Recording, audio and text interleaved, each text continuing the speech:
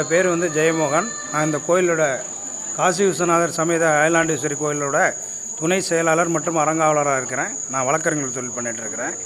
இந்த கோயிலில் இந்த ஊர் மக்கள் அனைவரும் சேர்ந்து ஏகப்பட்ட பணங்கள் கொடுத்து அவங்களோட ஒத்துழைப்பினால் இந்த கோயிலை கட்டியிருக்கிறோம்.